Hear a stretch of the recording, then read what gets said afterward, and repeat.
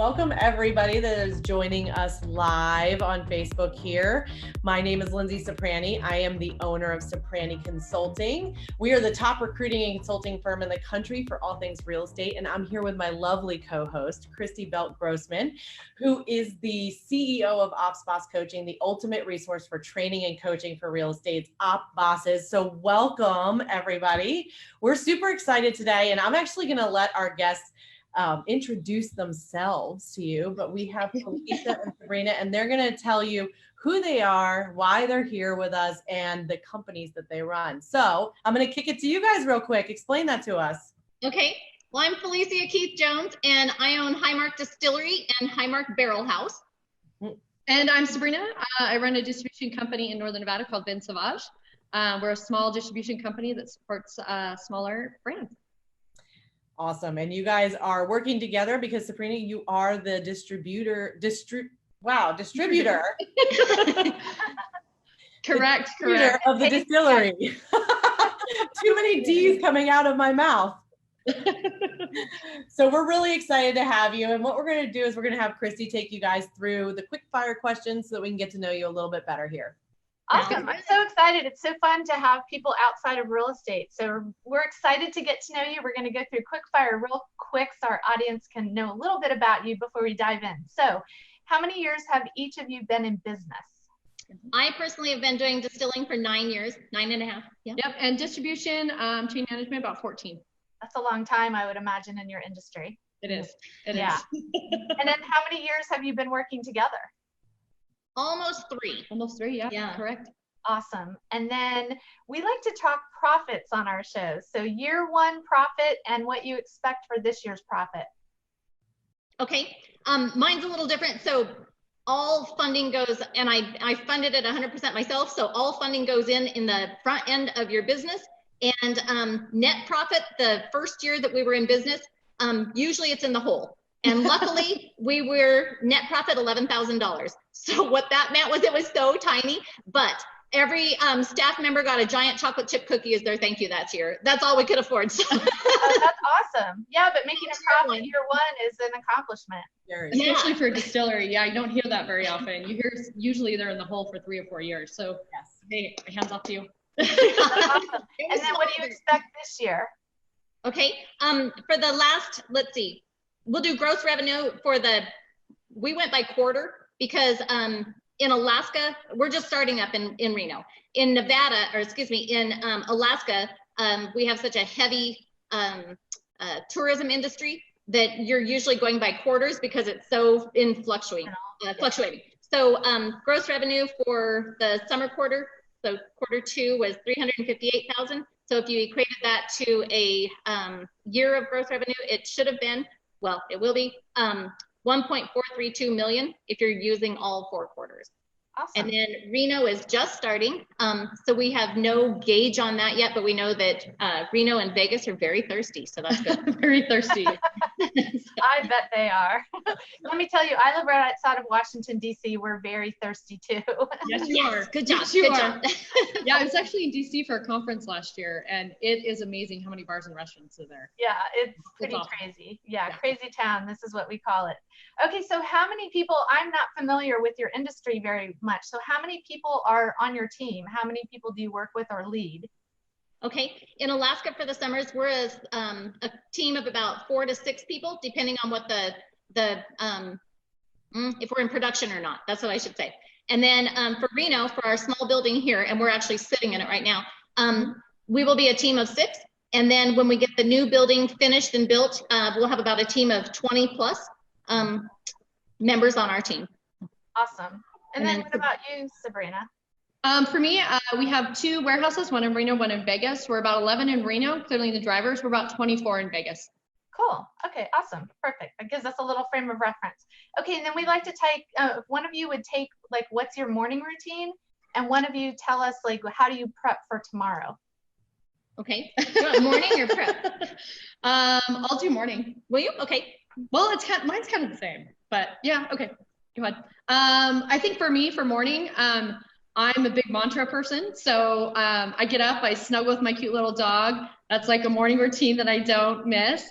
We watch a little bit of the news, and in the shower, believe it or not, I have a mantra that I say to myself every day, and it's basically getting ready for the day. Get up, wake up, enjoy your day, fight, be strong, you know, beat the competition. So those are things I say in the shower.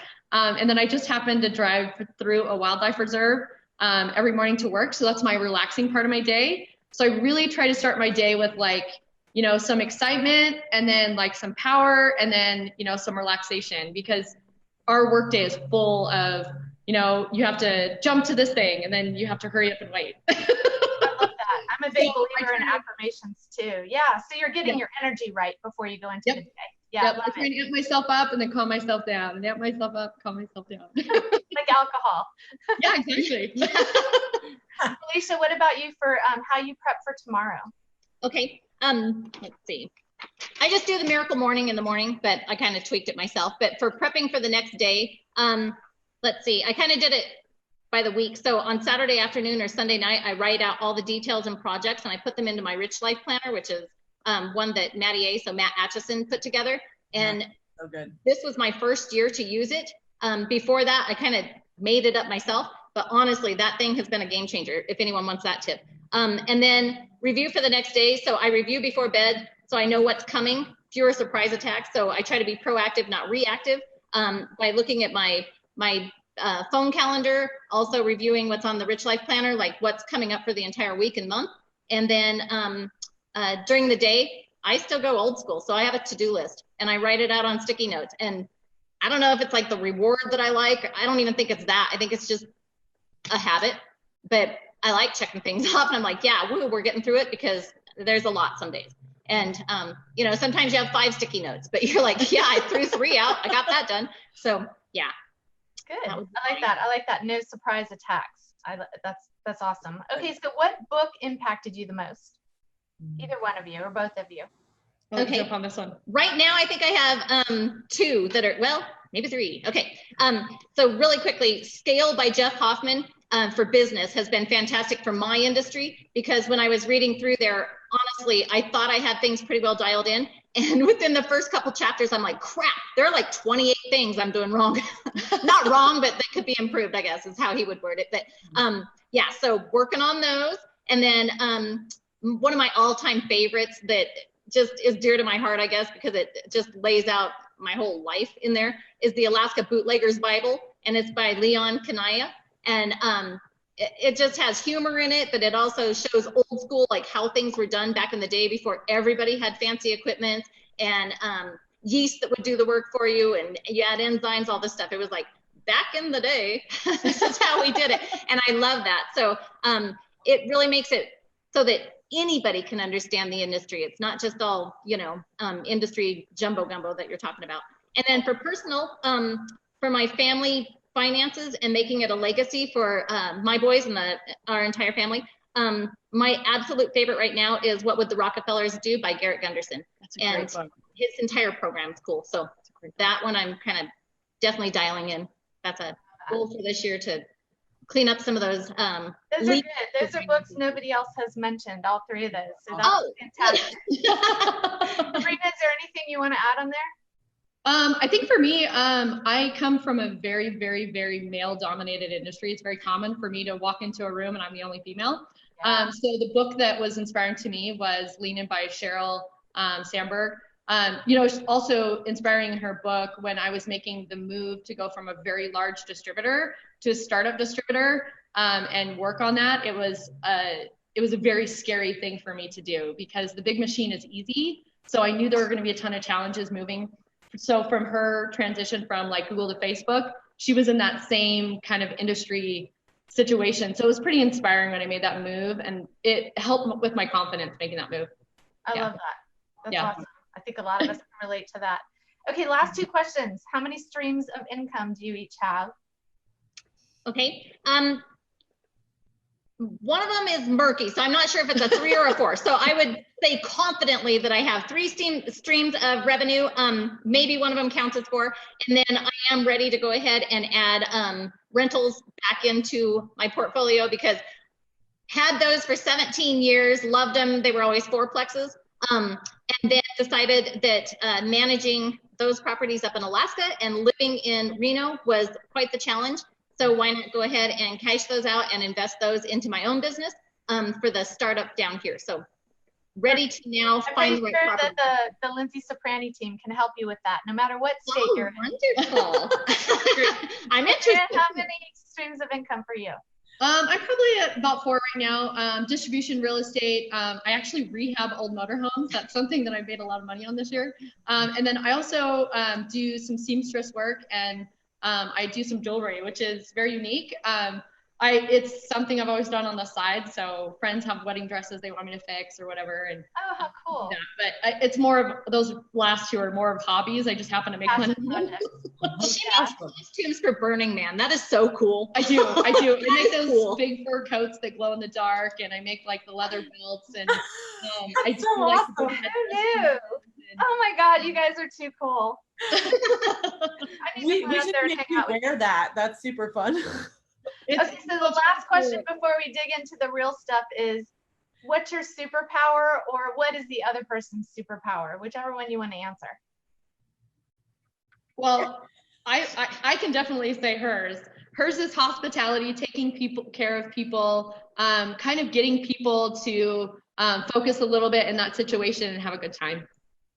And I'd have to say for Sabrina, probably she's an expert at communication. Like there's not anybody that she doesn't seem to connect to on some level, and then bring them into the fold so that they feel like family by the end of the day, which is rare. It's very rare. I love people. And it's delightful. So, I love people. That's my favorite thing. Like you guys are our smiliest guests so far. This is awesome.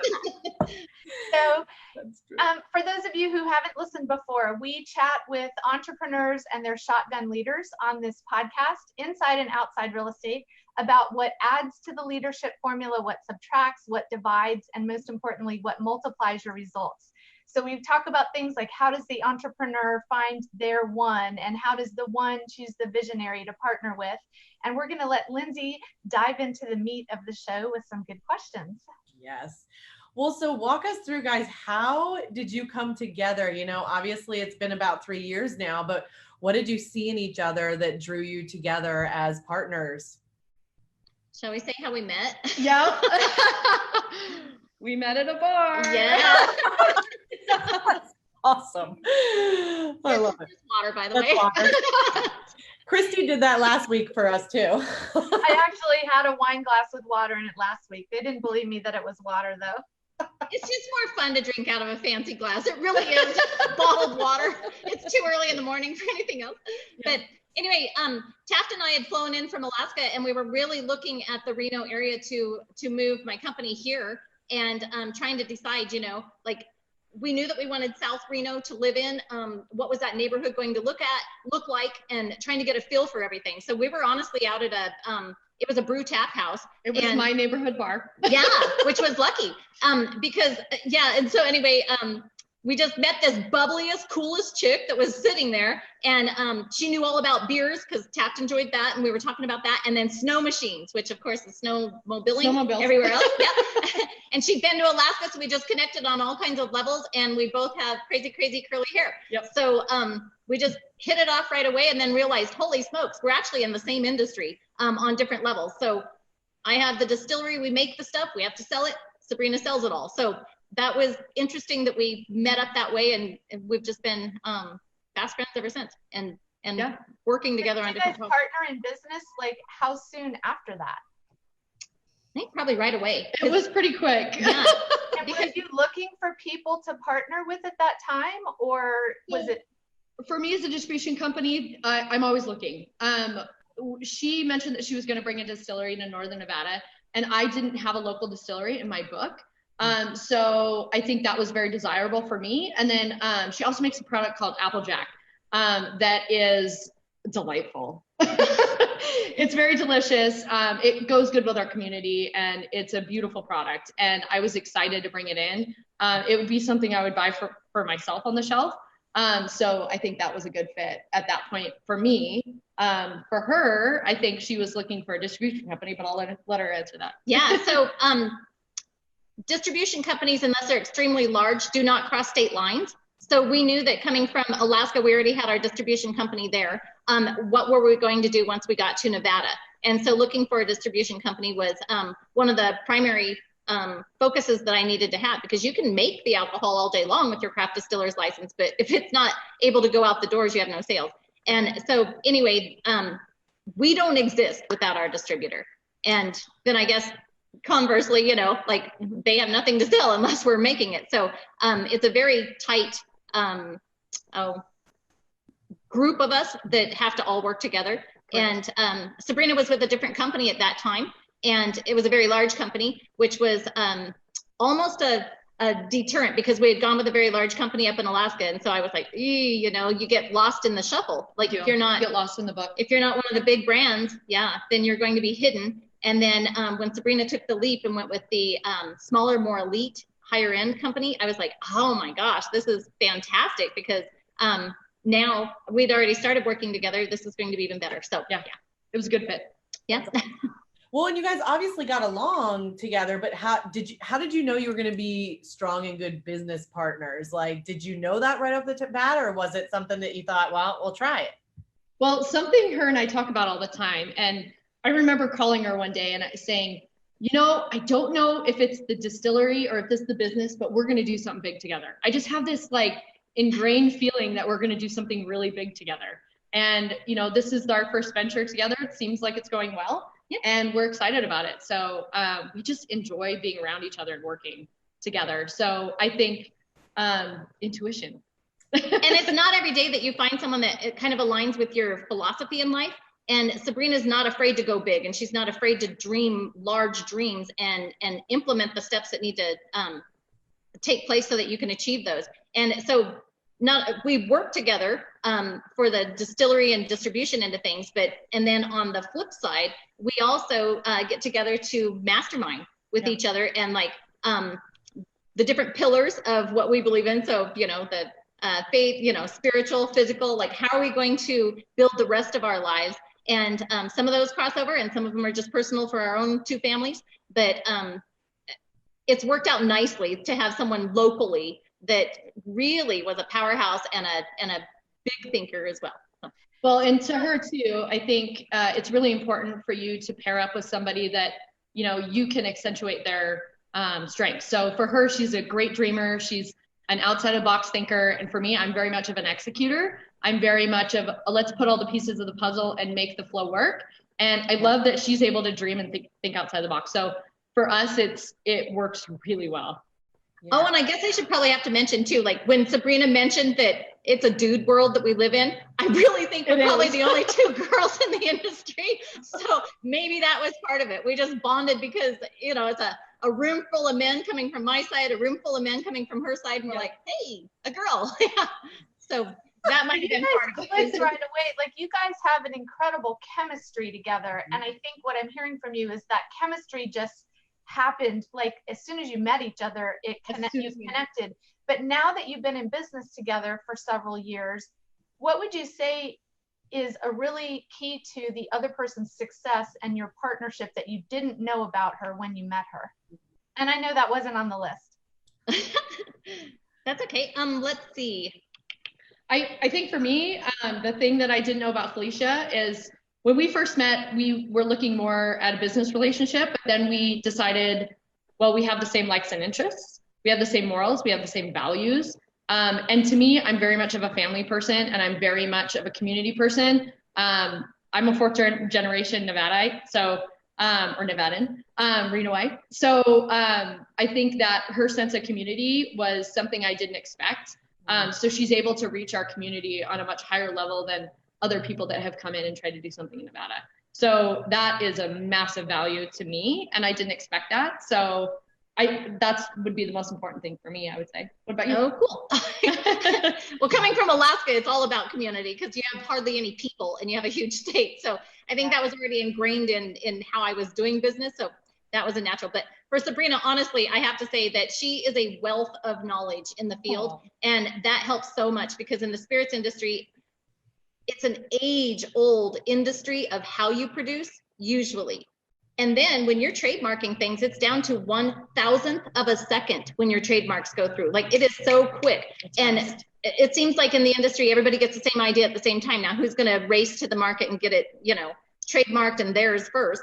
And navigating through all of the different systems, like, honestly, Sabrina is the expert in our field, especially in Nevada. And so that's been fabulous to be able to tap into her brain. And then, like she had said, you know, being a 4th generation Nevada girl, anything that seems to pop up, like we might need help with something, or, you know, it's she just makes one phone call and it happens. And that's what I'm able to do in Alaska for the business, because we lived there for so long. And so being able to have Sabrina as a resource for that, you're not always the new girl. So that was lovely, honestly. You guys say, so like, out of the two of you, is Sabrina, are you more the person that like has the details buttoned up and is kind of leading that side of things? And then is that the case? So I would say we definitely take turns on some details. On the distribution side, absolutely. I have to make sure all the dots are in a row. I'll ask her the same questions 5 or 6 times just to make sure that we have the same alignment. So I just want to make sure that things, you know, flow really well. Getting a product from the apple to the shelf is so much work, and doing the presentations with some of the major retail buyers, it's challenging. And I think for me, just setting up those meetings, getting that locked down, making sure the presentation goes good, setting up the presentation, setting the setup sheet. I mean, it's exhausting, but I'm good at that. So that's what I do. So I think that's what makes me help the smaller guys actually get to the shelf. That's what's important. Do you guys, what is your strategy, maybe a communication strategy, or how you meet or how you discuss to make sure that you're going the same direction and have the same priorities, since you kind of have 2 separate companies and yet you're working together with a shared vision? But sometimes one person's going this way and one's going that way. How do you get on the same page?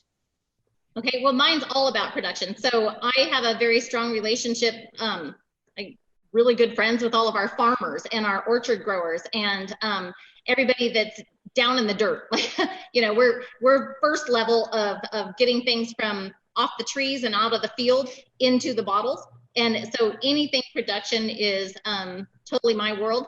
And then let's see, working together on that, we've had numerous, and often we meet together for strategic marketing plans and strategic label design, brand development, innovation, products, ideas. I mean, you name it. And we'll text each other, hey, I got a great idea. Or just if you're somewhere and you see a bottle label that you really like, you're like, what do you think of this? You know, should we update?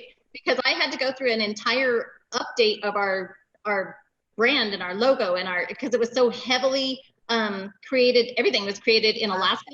That doesn't always transfer over so well to a new market. And then making us ready to be throughout the United States and then have international sales as well was an interesting challenge. But without Sabrina's knowledge of what's trending in the marketplace now, what is coming next, what, you know, the look we have right now, how can we adapt that without throwing everything away? Because our original customers are very loyal to what we created in the beginning, and I love that. And we didn't want to throw everything away. We just wanted to add on and update. And so, okay, so an example is we had a fat bottle. Fat bottles aren't your friend, because the truth is that people that are pouring out of the bottles, those don't fit their hands. We never thought of that. So I picked what was cool and pretty. And, you know, and like for the moonshine, it was rugged and tough, and it was hearty.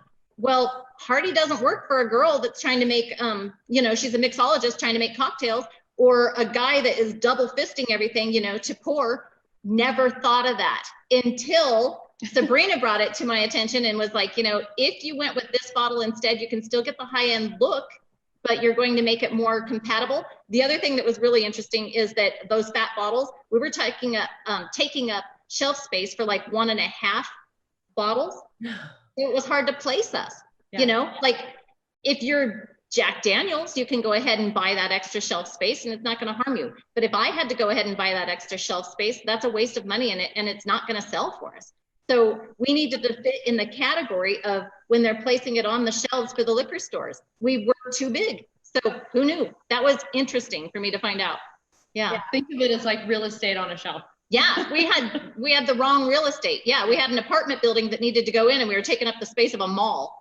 I love that. Well, and so it's interesting. When Sabrina would bring those things to you, was it just automatically trusting, like she knows better? Or was there like, did you guys have to like come to a place where you trusted each other and everything in that, with that? Does that make sense? It sure does. I think probably the relationship had already, the trust factor was already there because, you know, whether you know it or not, you're testing each other all the time of, you know, I need the answer to this.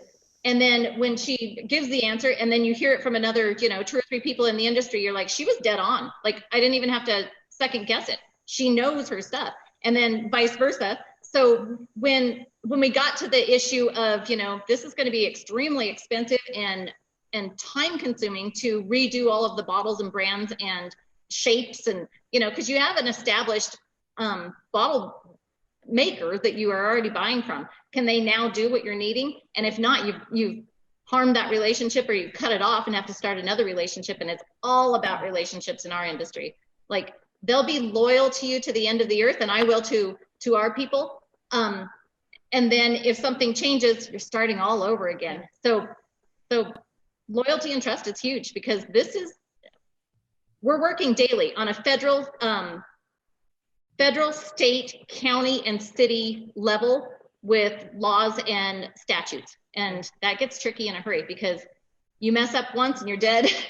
So I do remember too, when her and I were talking and we were developing, I remember our biggest conversation actually was deciding on the bottle, and like this bulbous was like, we talked about it for an hour. I mean, you'd be surprised. Like, these little things make a difference, but is this comfortable in a bartender's hand? You know, what does it look like on the shelf? What's the space? How big is the glass at the bottom? How tall is the bottle? Is it going to fit on that shelf placement?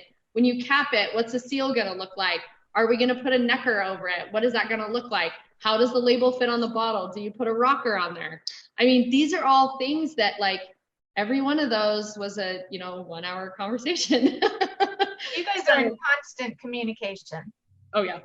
Yeah, even though hers is an industry of its own. Distribution is huge. And then, you know, the distillers, we're all separate companies, but having that communication constantly is how you make sure that growth happens. We're constantly giving each other feedback too, constantly, but we appreciate it. What does that look like? Explain. Yeah.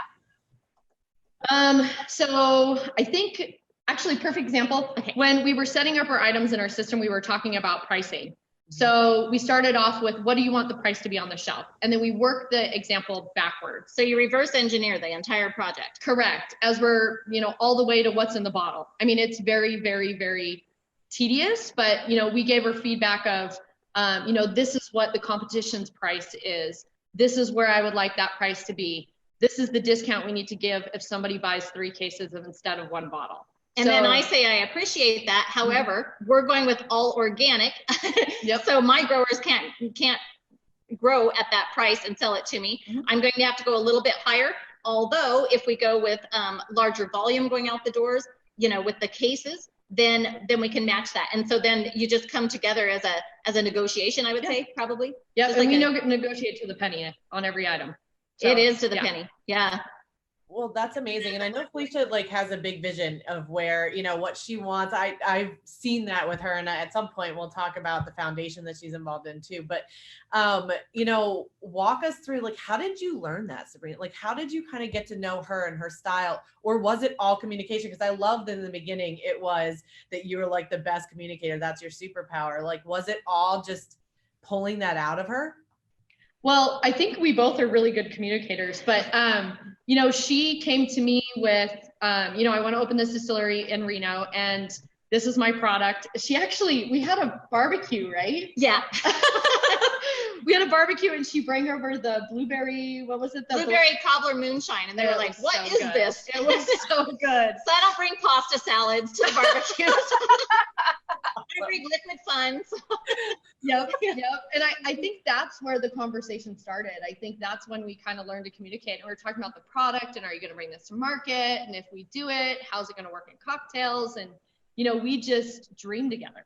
And that's the biggest part of this is we both want this to succeed. We're both financially vested in it and we both want it to grow.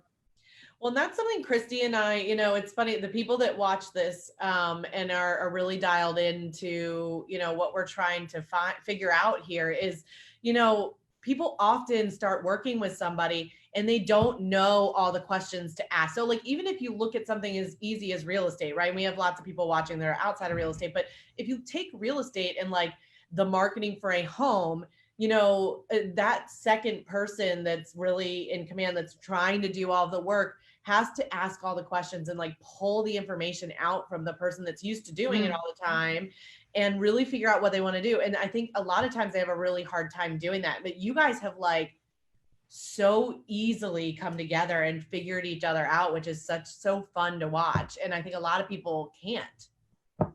Well, I think honestly, to add to that, like if we hadn't already been in our own industries for years beforehand, like I was in it for 9 years, Sabrina has 14 years of industry experience. Like you don't always naturally find someone that your communication styles match. And we were, visiting about this before, but truthfully, luckily ours matched. But if they hadn't, there would have been a little bit more of a learning curve of, how do we dance together here? Like, one of us is ahead, one's behind, or we're banging into each other on the sides with our ideas. And that didn't happen because we do talk to each other on the same style, I guess, which was a godsend. Like that's huge and that's amazing and delightful.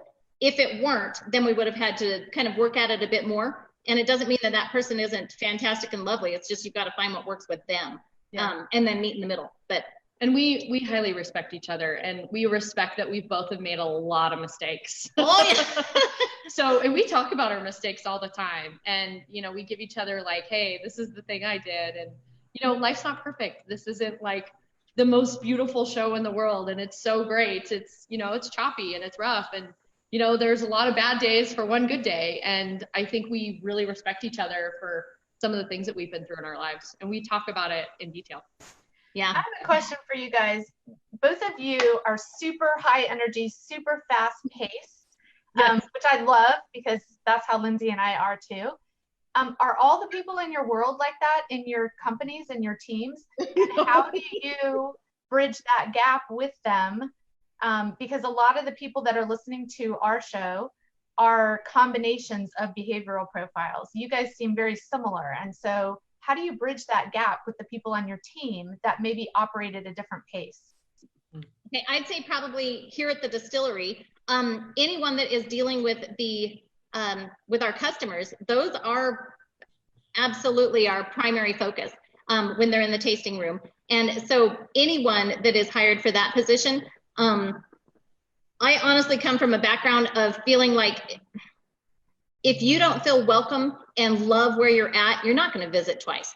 And so hospitality to me is absolutely paramount. Like they need to feel like they just walked into my home and I'm so happy to see them because I am. And there's not one customer that comes in that I devalue, because the truth is every single one of them are precious to, our industry and to me personally. And up in Alaska, I mean, you start to know all of your customers that come in and are purchasing and your vendors and everyone else. And so you even know their kids' names, their dog, like it becomes a family. And this is the alcohol industry is huge. However, distillers are still pretty new in America.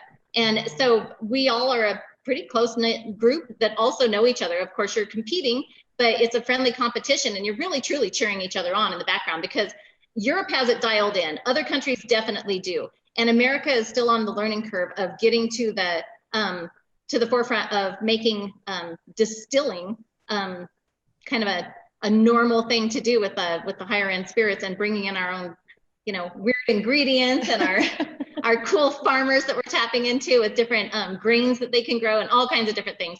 So to get back to your question, in the tasting room, I look for three things. So they need to be hungry, happy, and healthy.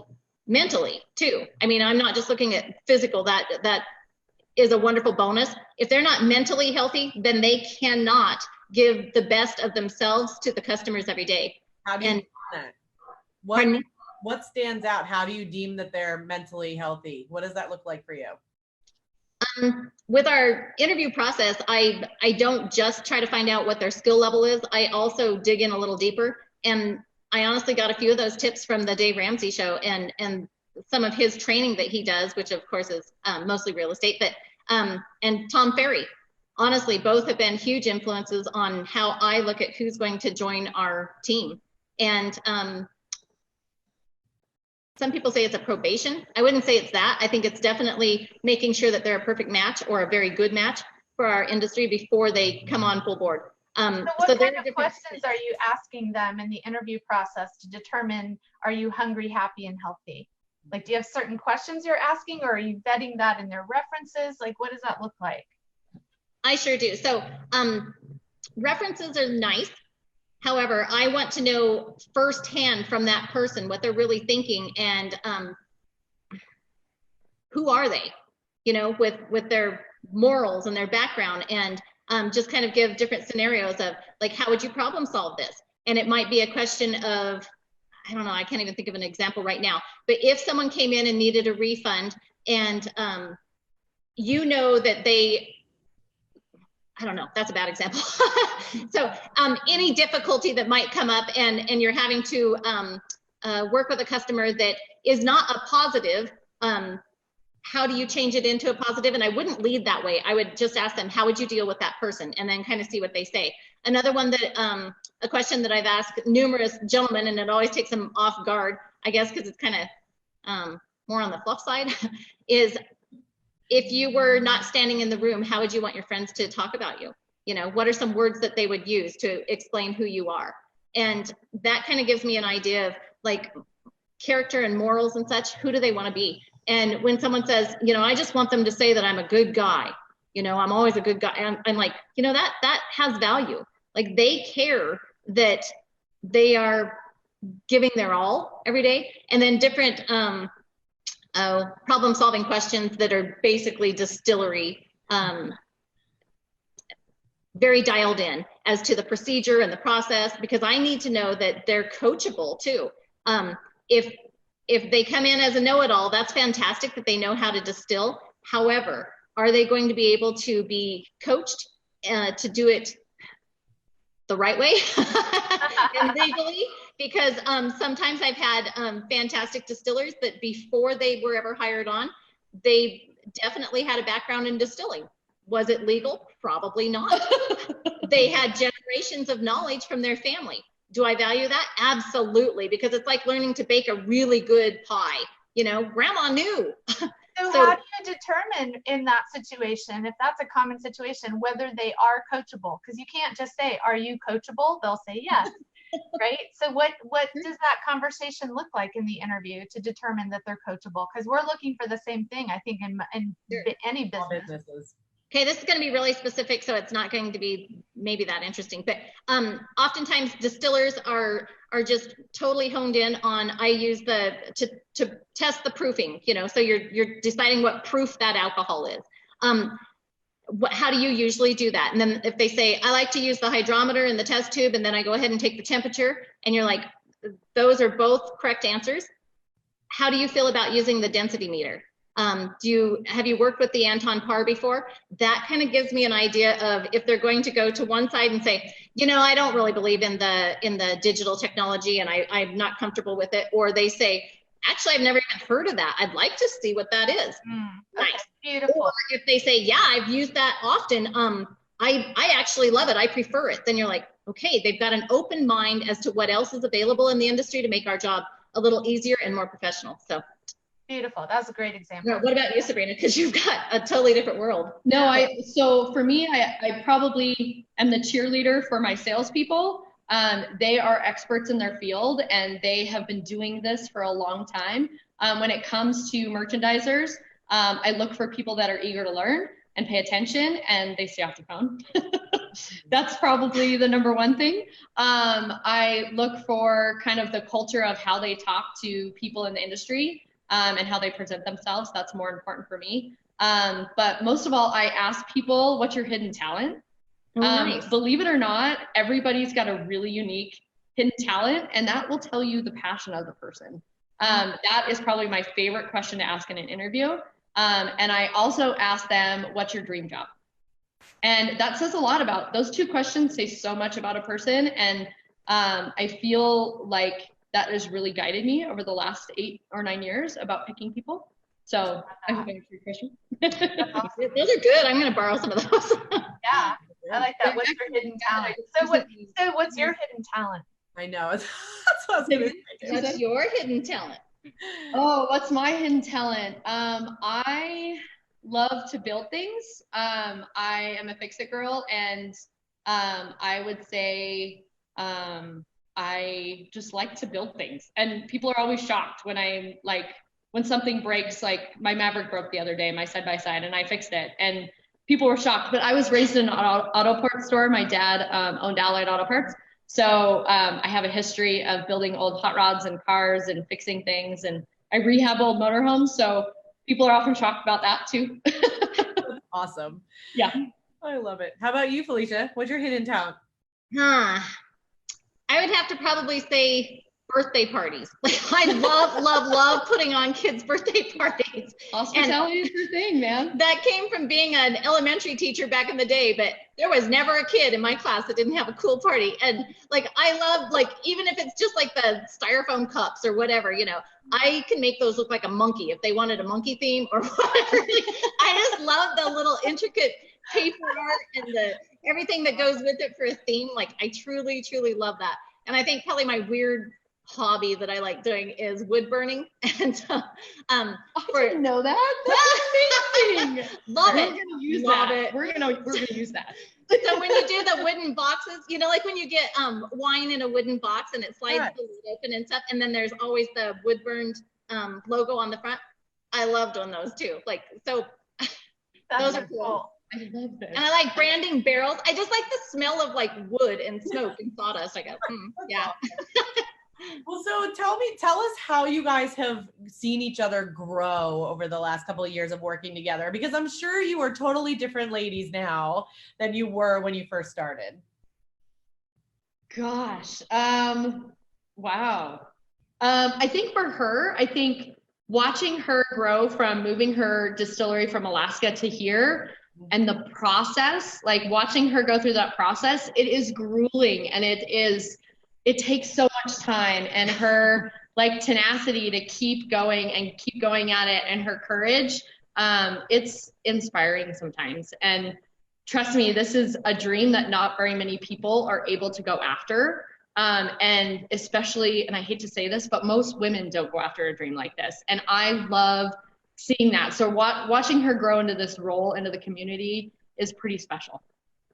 I love that. That's cool. I would probably say for Sabrina, I've grown immensely in my respect for her in all areas of knowledge and expertise in the field, because there's not a day that I don't know that when I ask a question, it's the right answer. Like, that's huge, because you don't have time to second guess. Things move quickly.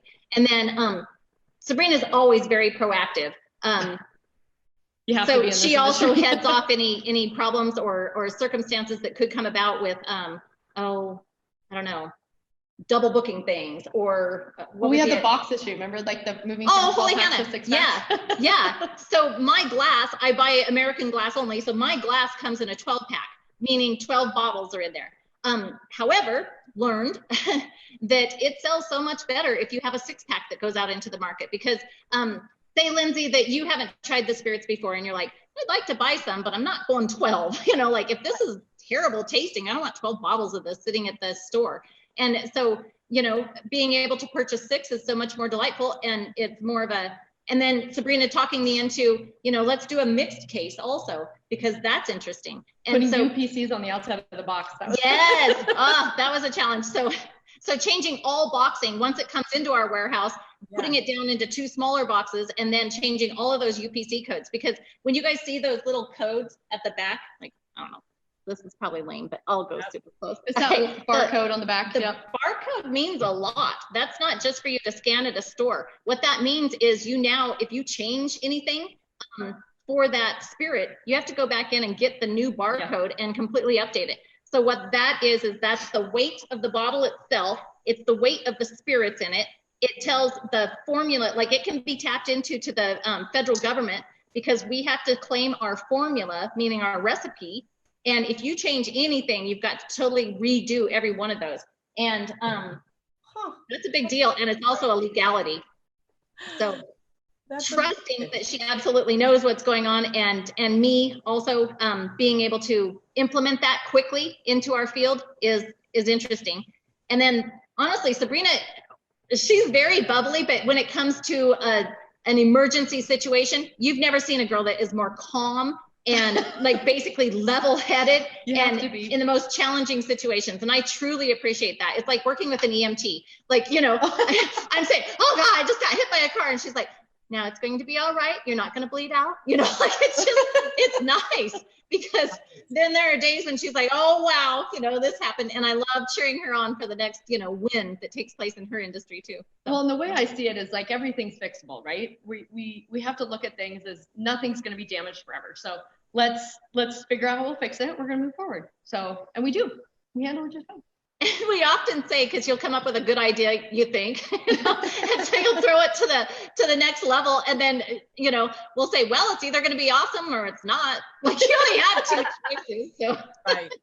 Might as well go for it and see how it plays out. But yeah, but she stays cutting edge with all of the trends in the marketing and such, which is very helpful, because I know where my spirits go, you know, what companies we're placed in, but Sabrina is seeing it from, you know, all of the largest wineries and the, you know, cross training there with, like, if you were doing CrossFit, she's doing all of it.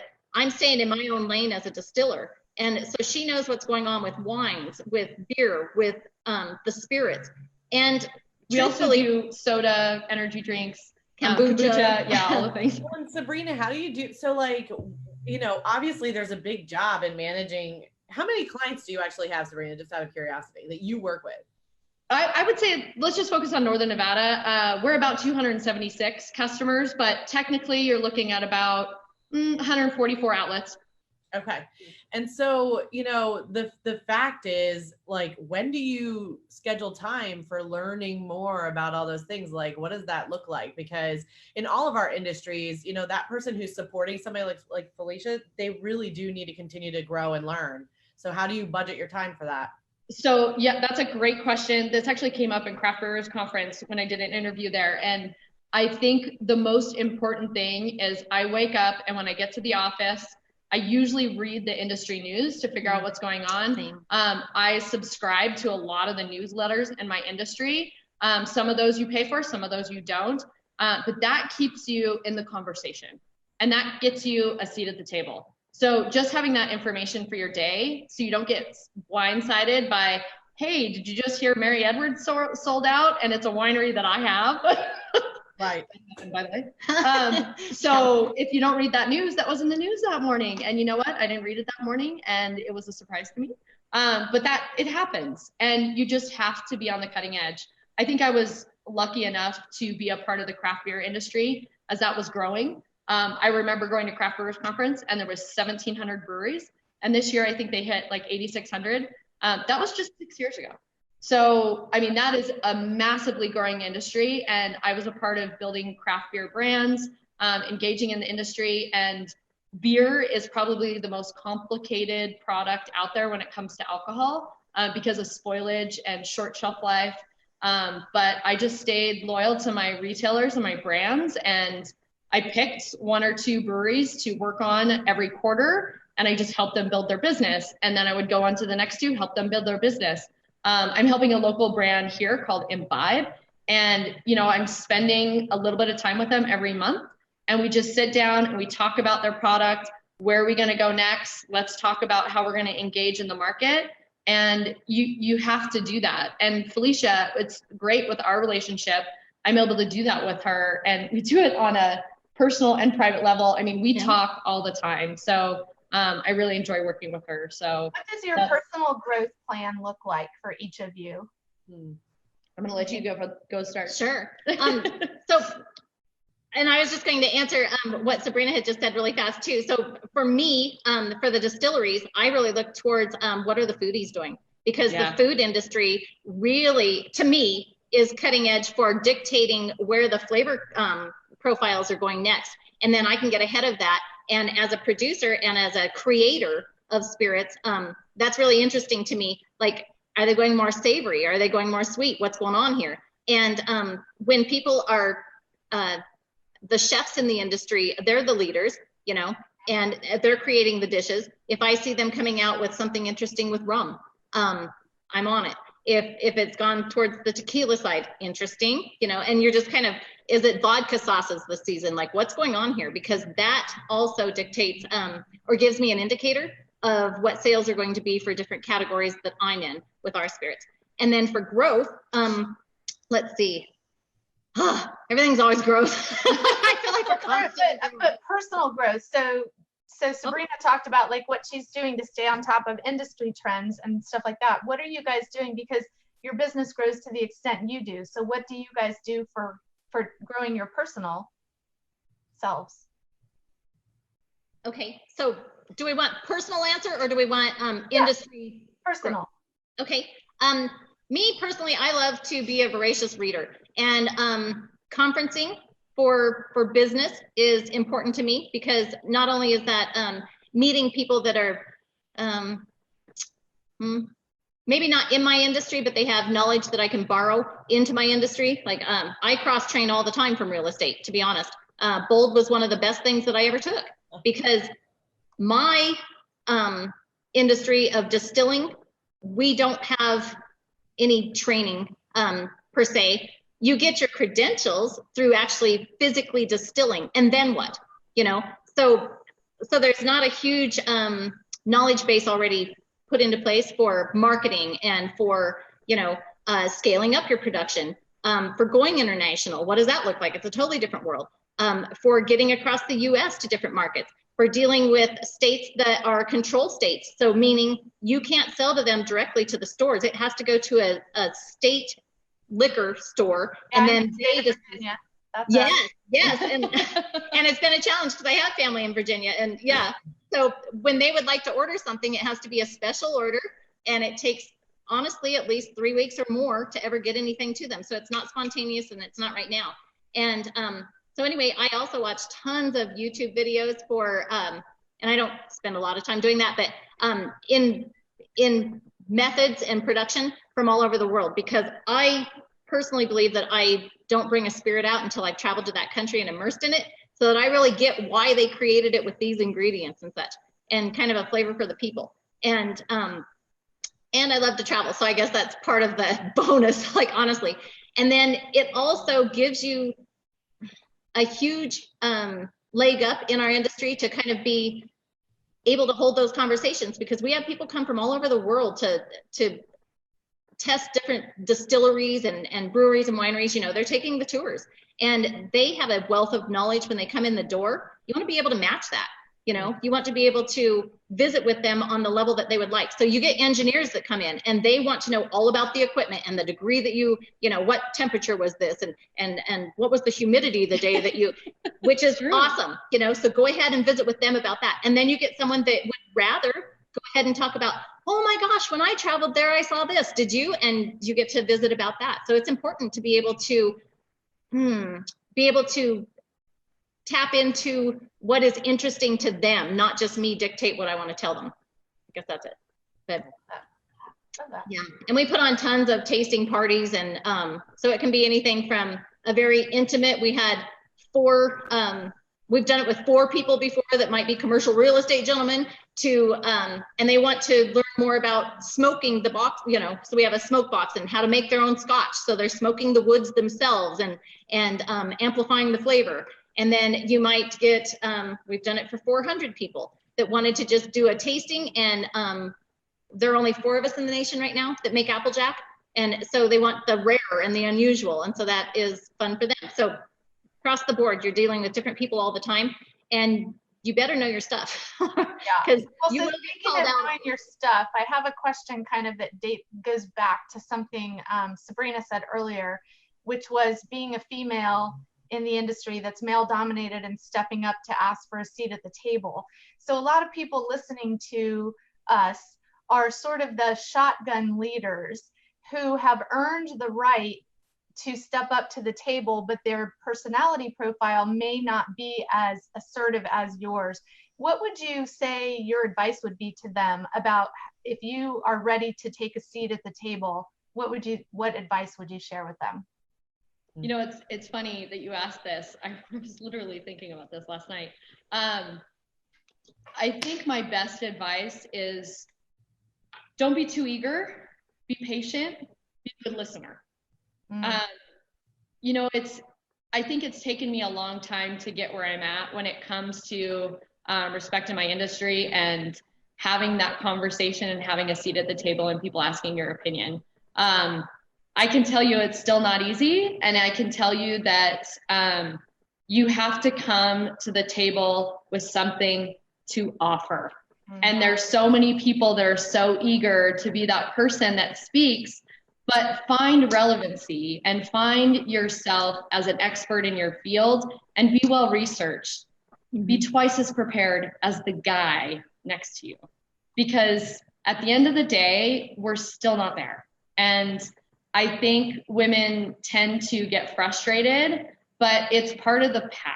And I think once you understand that we have so much to offer when it comes to communication and confidence and being detail oriented, and you'll get that respect, but you constantly have to be twice as good as the guy next to you.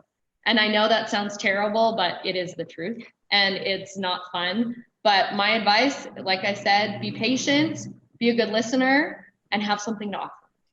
Love it. Well, so tell our viewers, how can they get a hold of you if they'd like to, because they may have questions all about your leadership and everything that we've talked about today. So how would they get a hold of you? Okay, for High Mark Distillery, you are able to visit with us on, well, you can go on the website. So it's www.highmarkdistillery.com. Same with the email. You're welcome to visit with me by email or reach out to us here at the office. Honestly, I don't mind a phone call of, if you're even asking questions about how do you do an industry like this and have a family, or how do you juggle different things? Like, I'm more than willing to visit with anybody about that, because it's been a challenge. And it's always interesting to be in a field also that you may be. So to add on to what Sabrina just said, one thing that I would say for people, if you feel that you're more of a shy personality or you're an introvert, that's not a negative at all. Just go ahead and view yourself differently, perhaps. So view yourself as a pioneer in that field.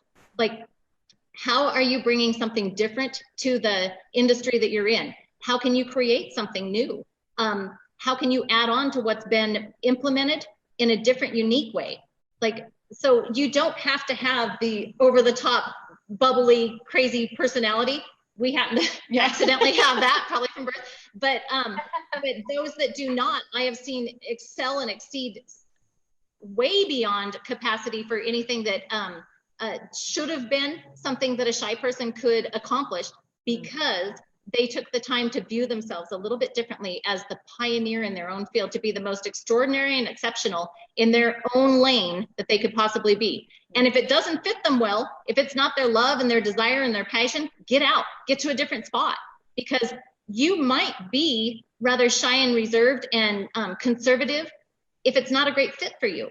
So maybe, just maybe, you're extremely excited about something else.